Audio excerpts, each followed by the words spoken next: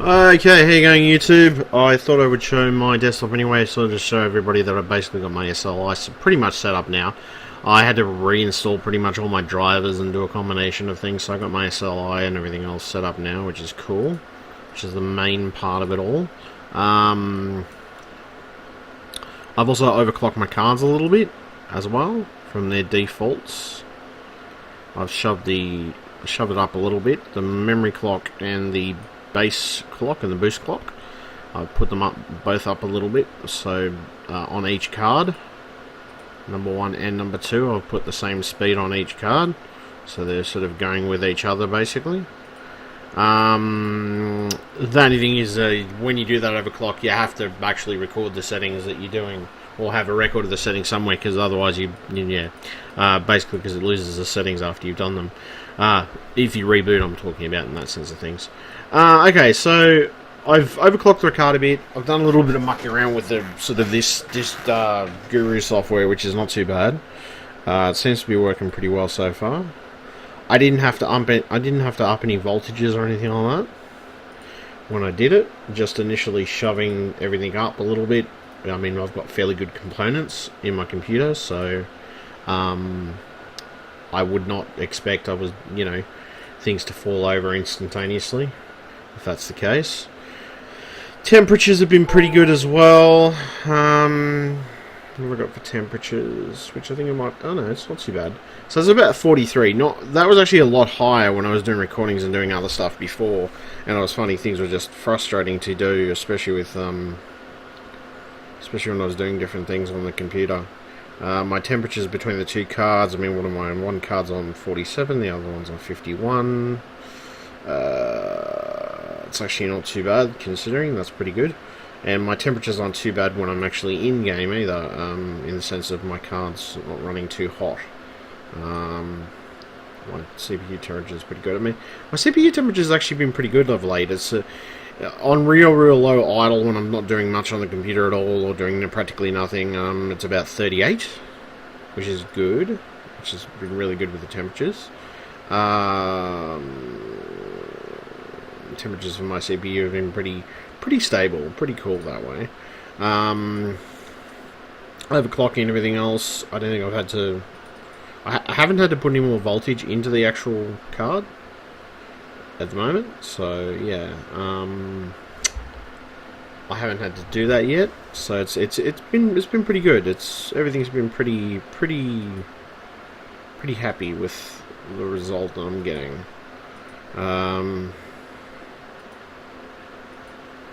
Look, 30. Which, as you can see, I've synchronized the clocks and everything else. I don't know whether I synchronized everything else.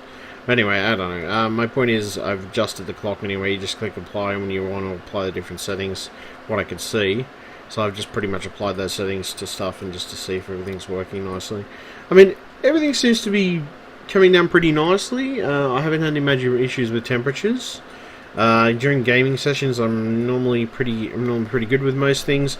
I should probably do a couple of recordings and stuff. I mean, I am recording at the moment. I'm not actually using Shadowplay. I'm using the thing that I found with Shadowplay at the moment is, with Shadowplay, if you go into it, actually, when you go to Shadowplay, the issue that I found annoying was that when you go to actually record something, it won't actually record in native 4K. It'll actually record it lower than native 4K, which is okay. I mean, don't get me wrong, I don't have any problems with that, but I'd rather have it in natural 4K, because it doesn't really give you the option to actually set, per se, your it just doesn't give you the option. It doesn't give you the option. It gives you the option to set 50 frames using H.64 whatever recording recording in-game resolution sort of thing. But I mean, to be honest and truthful, I think it's just mainly because at the moment Shadowplay's in a beta stage, so I mean, obviously it's going to get better as it goes on, and most likely it will get better, and I'll probably end up using Shadowplay anyway, just because it's less resource intensive with some things, especially when you're playing games. There's just a couple of videos that I've actually got to put up, or going to put up. So let's see. I mean, look, everything is pretty much in the case of this. The 4K monitor I've been using is pretty good. It's the Samsung. Hold on a second. It's the Samsung monitor, which is the UD28D59D, which is via DisplayPort. Now, the only thing that I did find with because I've changed around to a couple of different cables, I did notice a bit of flickering with some changing the different cables and stuff, aside from the standard Samsung one that you get.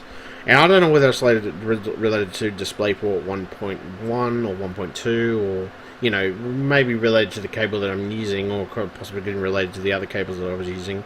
It's just frustrating, because I don't know whether, you know, 1.1 or 1.2 has become a standard now.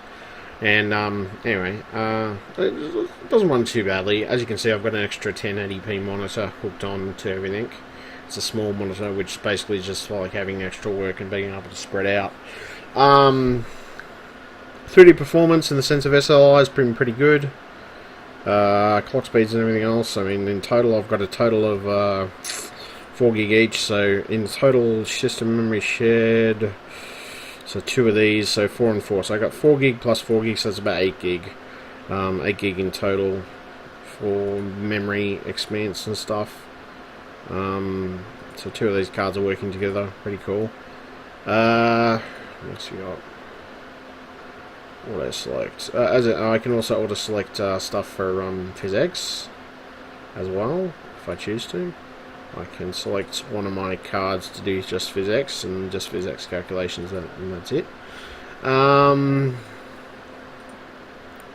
So far, so good. I mean, I haven't had any major hiccups, but as I said, it's more of a case of customizations. I think there's a few customizations that need to be made to the drivers themselves, obviously.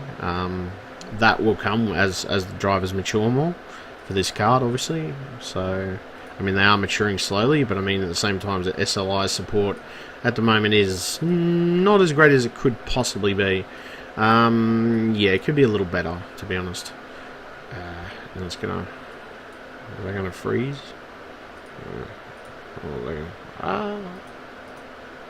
And it's gonna freeze. Okay. Interesting.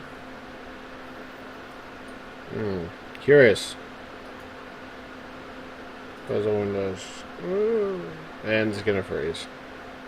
That's hilarious. It didn't freeze before. That's alright, I'll probably come back in a minute. Occasionally I have had, this is the NVIDIA GeForce experience. It has its moments where it does actually freeze. And it does have its occasional moments where everything freezes. But I mean, yeah, there we go. I knew it would come back. It's a case of, the NVIDIA experience occasionally mucks up. But I think the NVIDIA experience software is a little... It has its teething problems, and it's probably going to have its teething problems with initial issues and stuff like that. So, you know, it happens. I'm willing to sort of give it the benefit of the doubt and wait for it to mature a bit more. And to be honest, it probably will mature a bit more, so it'll actually come back, you know, with a lot more guts to it and a little more substantial stuff to it. My rig, you know, two 770s, AMD FX 9370 8-core processor, 30 gigabytes of RAM, and a 4K display, and it's Microsoft Windows 8.1 Pro with Media Center. So yeah, not bad. And it's gonna freeze, you asshole. As I said. Yeah, as I said, initially this is just problems that I have noticed a little bit with the NVIDIA software. It does occasionally jitter or freeze when it's not meant to. It has its moments where it literally fucking shits itself. Like when you're moving the fucking stuff across the screen, which is rather stupid, but... I mean, look, I don't know. I'm not going to judge. I'm going to wait for the final product to sort of be really revealed, basically. Anyway, apparently everything's ready on mine, so I got all my game streaming, my shadow play is ready, my game optimization is okay, my LED visualizer. I've also got this other thing. On my video card at the moment, I've got a new feature which is I'm not on my video card, but on the SLI bridge. it actually lights up and has a little EVGA logo. I mean, they're not EVGA cards that I'm using, but it still looks damn good, and the SLI bridge is a professional bridge anyway, so that's a plus side. So what else? I mean, look, basically, as I said, I haven't noticed any big issues with it so far. Everything seems to be working nicely. Overclock seems to be working nicely as well. What else? My apps and everything else, like this type of stuff, has been working pretty well. So that's been pretty cool. So anyway, I'm going to leave it there. Thank you very much, YouTube. I just thought I'd give you a little demo video, sort of, just showing you, I've managed to improve my temperatures and my combo of things, basically, at the moment. So that's cool. And I'm pretty happy, so, alright. Thank you very much. Catch ya. Bye, YouTube.